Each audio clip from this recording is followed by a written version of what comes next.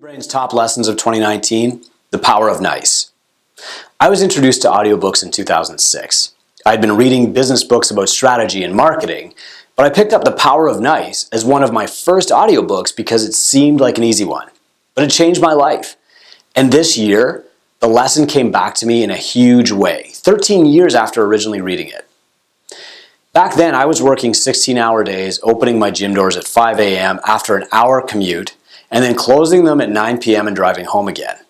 Most of those drives happened in the dark and cold because I'm in Canada. And at the time, I was broke and pretty depressed. The first lesson I ever learned from Linda Kaplan Thaler was this: everything flowed from my behaviors and personality. I think I'd been giving myself a bit of license to be cranky or impatient with my staff and clients, but the power of nice helped me realize that my real job as a leader wasn't to be the first to arrive and the last to leave.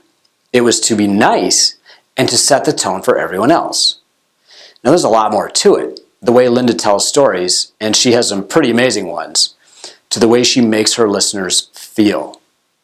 Her second book, The Power of Small, was a solid follow-up, and I was studying behavior change a lot at the same time, so I started to implement these little extras into my gym business. Over time, I realized that the extras weren't extra at all, that they were really the things that made the big difference. It didn't really matter if the garbage cans were overflowing in the change rooms. What mattered was whether people would forgive me for little oversights or whether they'd quit over the little details that were overwhelming me. Now our program is worldwide, with over 800 gyms in the Two Brain family. We pride ourselves on being leaders in the industry and sticking to the high road. And a lot of Linda's early lessons helped to shape that value system. Here's how the power of nice helped me in 2019.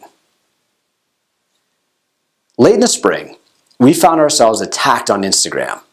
Some coach guy wanted to attract attention to his program and figured the easiest way to do it was to slander us. I was surprised, but I'd been warned. Even as far back as 2000, Mel Siff told me, as soon as you plant a flag, people are going to start shooting. But because I know that attacking another brand to build your own brand is a really dumb strategy, and because the coach clearly didn't know anything about us, I didn't expect the attacks to continue. But I was thinking about the problem logically instead of thinking about it emotionally.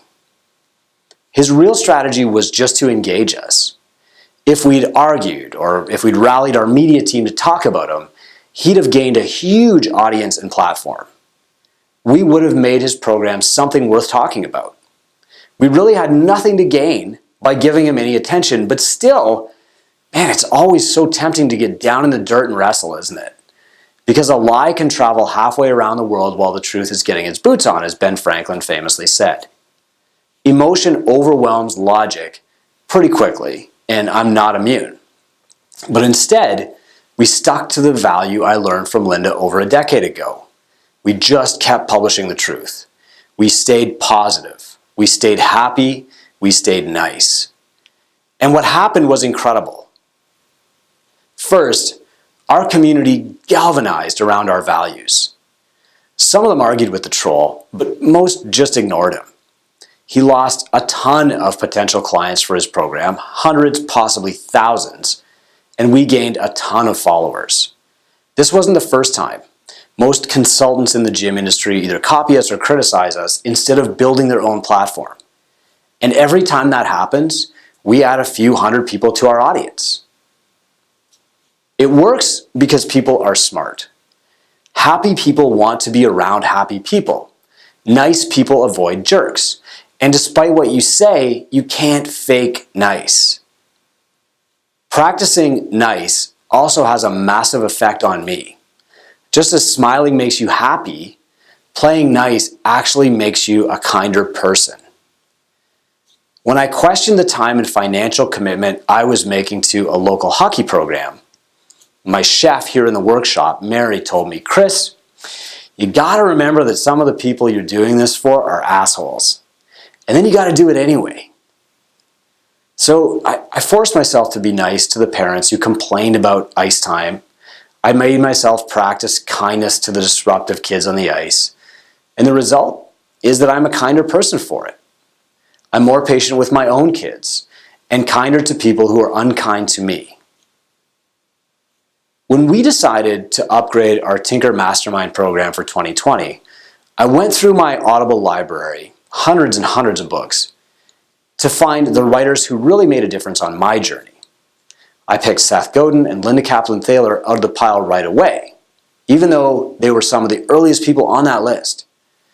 Our other speakers this year will be Chris Voss, Todd Herman, and Mike Michalowicz. Each of them has more of a tactical appeal to our audience, like negotiator, alter ego salesman, and client selection. But Linda's message kind of serves as a tone setter for everything else. If you want to kick 2020 off on the right foot, a quick trip back to 2006 for the power of nice will definitely help.